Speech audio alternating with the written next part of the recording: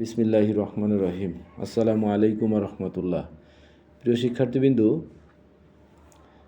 হিসাব বিজ্ঞান প্রথম পত্র চতুর্থ অধ্যায় রেওয়ামিল থেকে রাজশাহী বোর্ড 2025 সালে যে প্রশ্নটা এসেছে, আমি তোমাদের ওই প্রশ্নটা সমাধান করে দেখাবো। প্রিয় শিক্ষার্থীবৃন্দু, রাজশাহী বোর্ড 2025 সালে যে প্রশ্নটা এসেছে সেটা হচ্ছে স্বপ্নিল এন্টারপ্রাইজ এর 2024 সালের 31শে ডিসেম্বর তারিখে খতিয়ান উদ্বৃত্ত সমূহ নিচে দেওয়া হলো।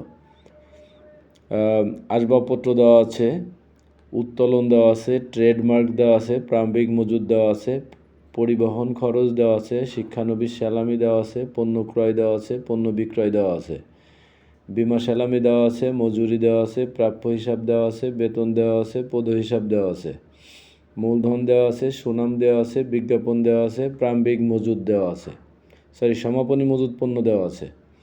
এখন এখানে করতে বলা হয়েছে অস্পর্শনীয় সম্পদের মোট পরিমাণ নির্ণয় করো। উপর্যুক্ত খতে বলা হয়েছে উপর্যুক্ত খতিয়ান উদ্বৃত্ত হতে একটি রেওয়ামিল প্রস্তুত করো। আর গ থেকে বলা হচ্ছে মুনাফা জাতীয় ব্যয় ও মুনাফা জাতীয় আয়ের পরিমাণ নির্ণয় করো। প্রিয় শিক্ষার্থীবৃন্দু, তাহলে চলো দেরি না করে আমরা প্রশ্নটার সমাধান শুরু করে দেই। প্রথমে কতে বলেছে অস্পর্শনীয় সম্পদের মোট পরিমাণ নির্ণয়। প্রিয় শিক্ষার্থীবৃন্দু, তোমরা জানো অস্পর্শনীয় সম্পদ বলতে আমরা বুঝি যে সমস্ত সম্পদ দেখা যায় না, ধরা যায় না বা ছোঁয়া যায় না, স্পর্শ করা যায় না, সেটাকে অস্পর্শনীয় সম্পদ বলে।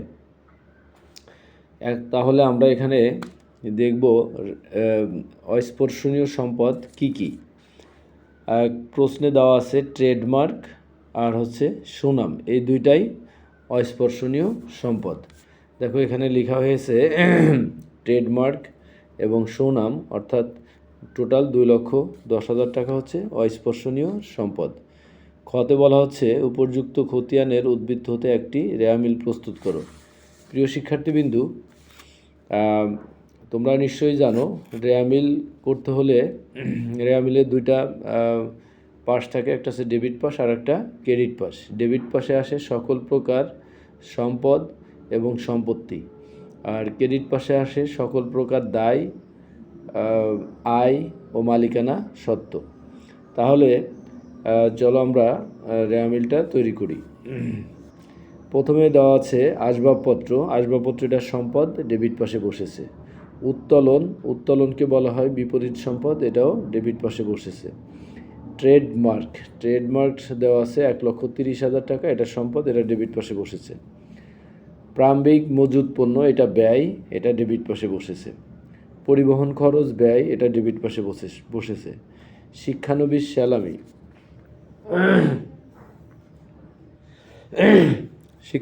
সালামি এটা আয়, ক্রেডিট পাশে দেওয়া আছে 12,000।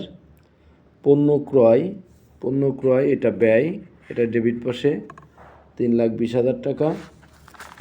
তারপরে পণ্য বিক্রয় এটা আয় 5,75,000 ক্রেডিট পাশে।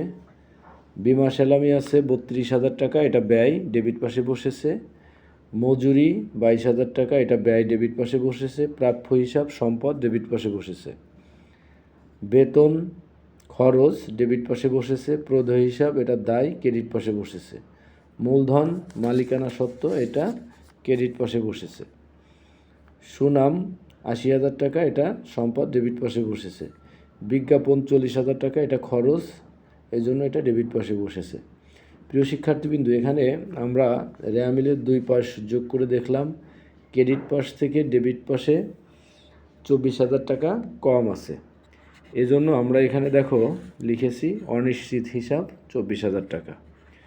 আমি আশা করি তোমরা রেওয়ামিলটি বুঝতে পেরেছো। গতে করতে বলেছে মুনাফা জাতীয় ব্যয় ও মুনাফা জাতীয় আয়ের পরিমাণ নির্ণয়। তাহলে আমরা প্রথমে মুনাফা জাতীয় ব্যয়ের পরিমাণ নির্ণয় করব। প্রিয় শিক্ষার্থীবৃন্দু, তোমরা জানো যে ব্যবসা পরিচালনা করার জন্য পরিচালন সংক্রান্ত যে সমস্ত খরচ হয় সেই সমস্ত খরচই মূলত মুনাফা জাতীয় ব্যয়। যেমন এখানে দেওয়া আছে প্রারম্ভিক মজুদ পণ্য ক্রয় দেওয়া আছে 3,20,000, প্রারম্ভিক মজুদের সাথে ক্রয় যোগ করব এবং সমাপনী মজুদ পণ্য দেওয়া আছে এটা বিয়োগ করব, বিয়োগ করার পরে এখানে দেখো হয়েছে 3,06,000 টাকা। তারপরে পরিবহন খরচ দেওয়া আছে, বিমা সালামি দেওয়া আছে, মজুরি দেওয়া আছে, বেতন দেওয়া আছে, বিজ্ঞাপন খরচ দেওয়া আছে। এই সবগুলোর সমষ্টি হচ্ছে মোট মুনাফা জাতীয় ব্যয়। তারপরে নির্ণয় করতে বলা হয়েছে মুনাফা জাতীয় আয়ের পরিমাণ নির্ণয় করো। মুনাফা জাতীয় আয় বলতে আমরা কি বুঝি?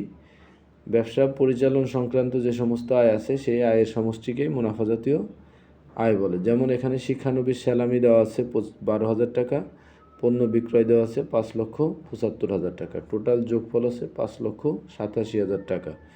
এটা হচ্ছে মুনাফা জাতীয় আয়।